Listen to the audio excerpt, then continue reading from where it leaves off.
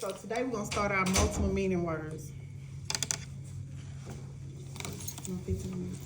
Okay. Like to let you know? Okay.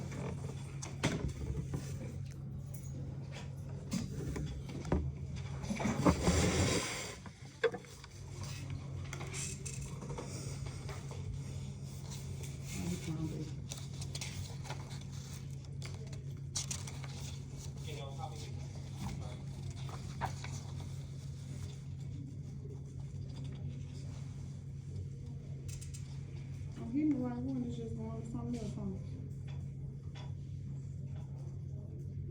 Oh, okay. There it goes. Alright, so by the end of the CLC, teachers will be prepared to use the Frail model to explicitly teach content-specific vocabulary, including vocabulary with multiple meaning words. So on the table, you have a Frail model.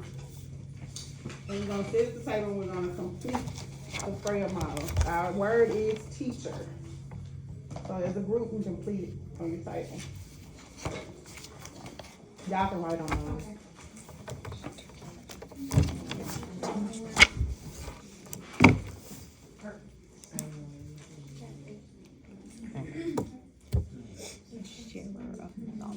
Oh, okay. You can elaborate on it. I think it's fine. We'll do sharer. Nope, share is already gone. Share of I'm sure you're gonna knowledge. accredit me with that. I don't care. I love coming up with words. Share of knowledge. It's a ER, it's a person.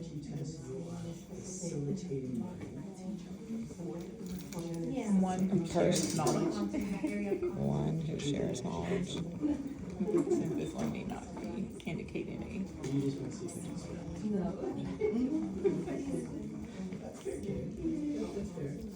Okay.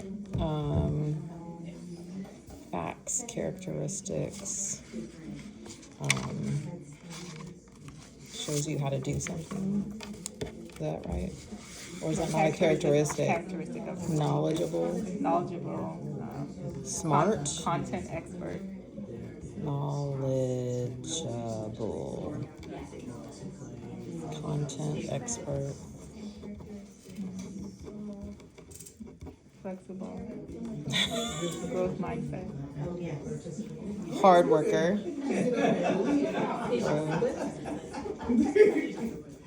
I will push the button for you. That's what you fair. Stop using big words. God. Examples. Educators, but you can also like learn from other in other areas of your life. Yeah. So maybe a parent. Parent. Facts and characteristics.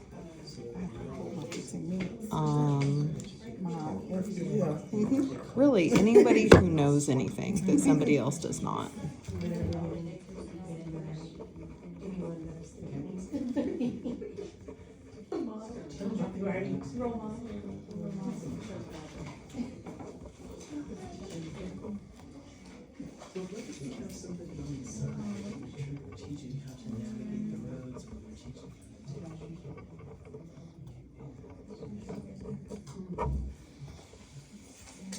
Someone who doesn't know anything.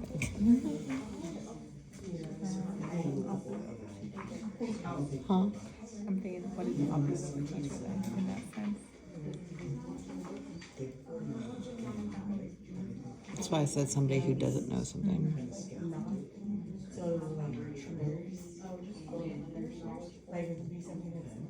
So that would go learn. Is a non-example All right. learner, the student. I was going to say student, but I didn't know if that was. I'm going to go ahead and. Okay, let's bring it back together. So let's think of that word teacher. What is the definition in your own word for teacher? Does teacher have more than one meaning? It depends on how we use it in our way. In our context. Right, it depends on how we use it in our context. Also, we have Mr. Rick here. Hi, guys. Hello. He's over, our CLC program. Yeah, I'm at Taxi, so yeah, we're helping to implement the grant, so thanks for letting me hang out with you. Alright, so, let's talk about our model. So in our Braille model, we have the definition in your own word. We have the fact, the characteristics, the example, and the non-examples. So what would be a good non-example of a teacher? Cause I was a little curious. A student, okay, Someone who doesn't know something but wants to learn. okay, I like that. And student, cause I never thought about that. I was curious. I was like, what would they say for a non-example? Okay, Nurse and librarian. okay, These are examples of teachers? non-example. Oh, sorry, okay. A dog. Okay, so this will also be able to help our ED students as well. By giving them examples, it's also gonna be written language, and it'll also be visual, if you wanna incorporate visual into your Freya models. So, explicit teaching of multiple meaning words provides students, especially EB, the tools to support their learning and their comprehension, what I just said. It expands their vocabulary, which improves comprehension and communication. It helps them grasp the language, leading to better comprehension. It supports their critical thinking skills. How do you think supporting their critical thinking skills, this Freya model can help them? By looking at the definition, it can help them support their critical thinking skills. By coming up with characteristics and facts, it could also help them with their critical thinking. It can help relate to their real world environment. Maybe possibly by allowing the students to make that connection to the word so that they could be able to better memorize the word in the future. What's that? Is it cognitive? Cognitive. By providing examples, they'll be able to hopefully find evidence later on when they're reading a text. They're like, oh, I remember when I came up with this example or this piece of evidence to support this word. They'll be able to connect it back to their prompt or a discussion they're having in class. And then it's also a visual too. If we have our visual learners, it can help them, if they're looking at it, it'll help them connect as well. So what we're talking about. Mr. Reed, you got anything? I'm good. This is yours. Alright, it's a little small, collaborative learning, thinking of multiple, meaning words. Can somebody read the sentence? Can y'all see this? Yeah. Mm-hmm. The city council has the power to change the price of power to our homes. There are Okay. many, oh, my bad. Go ahead. There are many academic words that have multiple meanings. List some words in your discipline that have multiple meanings and share. Okay, so reading that sentence, the word power, power has what? Multiple meanings, just in one sentence. So on the back of that paper, can you flip it over? Think about a lesson that you taught this week and a word that you had to introduce that had a multiple meaning. How did you explain that to the students? Did you give them a visual? Did you break down the vocab, Art, the meaning? darting. Did you go back to the context? Mm.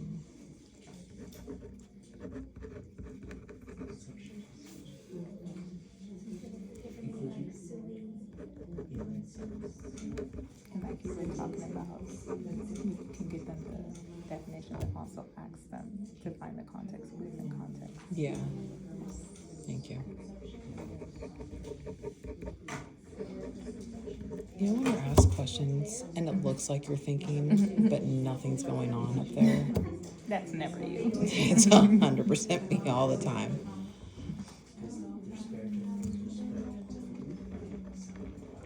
And you had shared synonyms, right?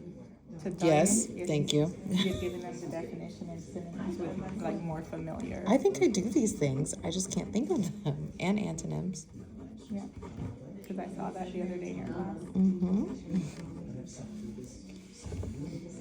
Antonym. Oh, like you guys do in the Spanish comment, right, of the words as well when you're doing your vocabulary.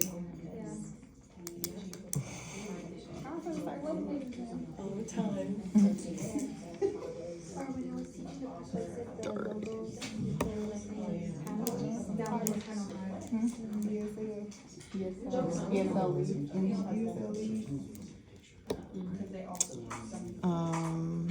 Comparing, making connections. Like how with the whole Indian chief, I had them compare it to a princess. Would that be the same? Would that be an idea, or would that not be? Because it's not a word, it's an Yeah, but idea. it's like a connection to something that's familiar, so it helps them to internalize the word So with as that, well. okay, so making connections. To familiar ideas, yeah. And then, sometimes, I don't know if you did it this week, but the pictures to support. We watched the video about hummingbirds, that was fun. It was in slow motion. And it was just them going up to flowers, and all the flowers were red. Okay. And it was taken from Peru, so it was nice. But that helps them too, because if they didn't know what a hummingbird is, they wouldn't have act like they wouldn't understand part of that text. So having that visual support was good for the student as They were well. actually really fun. They, in my fourth period, one girl finally was like, "Miss, it's called The Tale of Hummingbirds. When's hummingbirds coming into this?" I was like, "We have to keep reading it. To get to the end. To keep reading."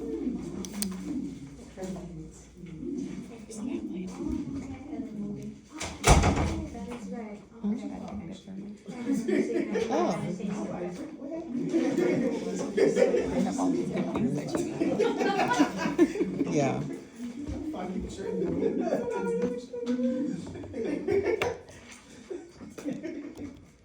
Remember you had that picture of someone darting across the Alright, so let's go by each table. What most familiar word did you come up with, Ms. Thomas and Ms. Ayers? I did, well, one that my kids were having issues with when we were doing vocab was darting, because they started thinking about, We just did dark. they were like finding the games. We talked about it the other day, and this is kind of funny, but when we were talking about Nikita? No, Predators, about ho. Yes. It's just saying, it's not whatever, but it's gonna be a conversation. Right, It is. okay. Ms. O? Well, we got darting as well. Yeah, we did. Okay. Same again. Ms. Thomas, Ms. Bridget, Ms. King? We said appeal for 8th grade and awe for 7th grade. Okay. I found that for appeal, when we first discussed it yesterday, a lot of them remembered or knew that appeal was like to be appealing, to look good, or to be attractive to someone, something.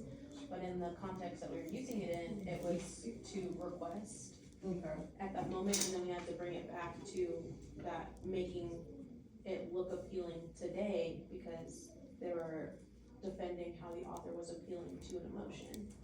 So it was like going back and forth between the meaning of the words. It was really fun. Okay. So would the Frail model be very beneficial to your class? Yes. So, how do you determine which meaning of the word? We already talked about that by looking at the context and what we're reading in. It's just like using context clues. So we can use context clues. We can send the students back to the passage and read what's surrounding the word, and hopefully 9 times out of 10 they'll be able to determine the meaning. Let's see what else we have on here. All right, so in your hands you have a packet. One is called, it's the using Frail models. It gives you the definition of Frail models and what we can use them for. And then it also gives you other diagrams that you can use as well.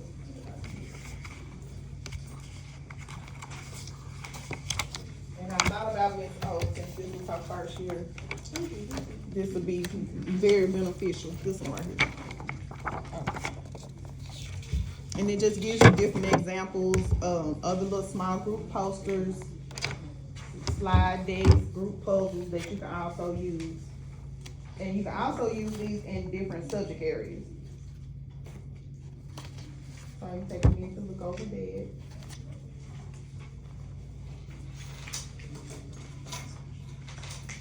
And I also sent y'all the email with the links attached as well.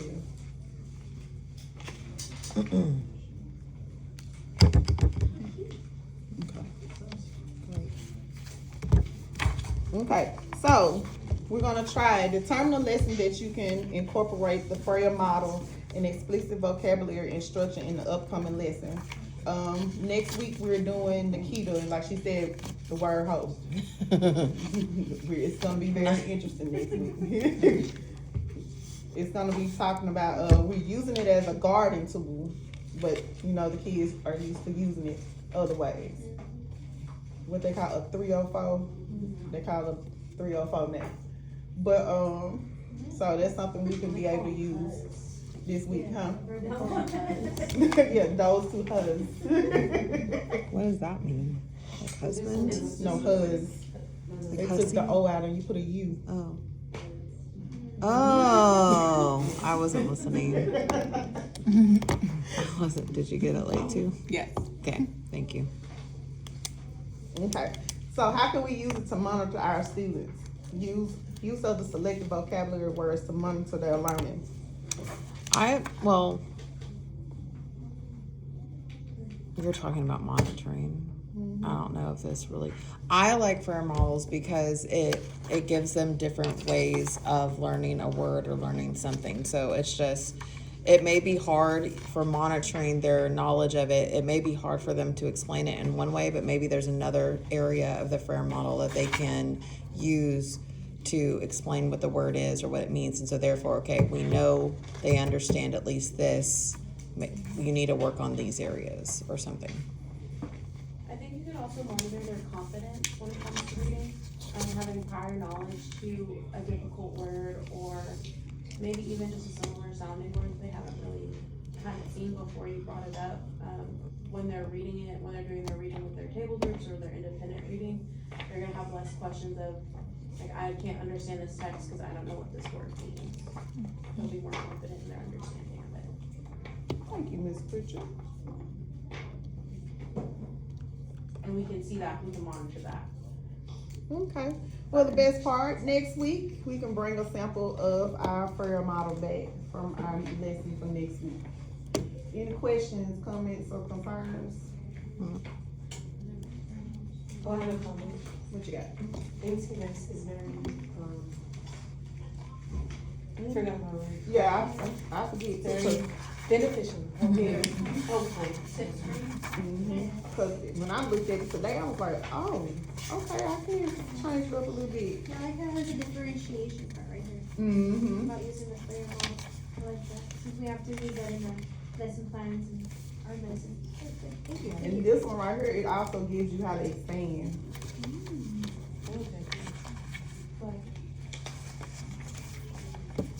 you. Thank you, Miss Lynn. You're welcome. Mr. Reed, you wanna add anything? Thank you for pointing out the strategies, bringing back the work.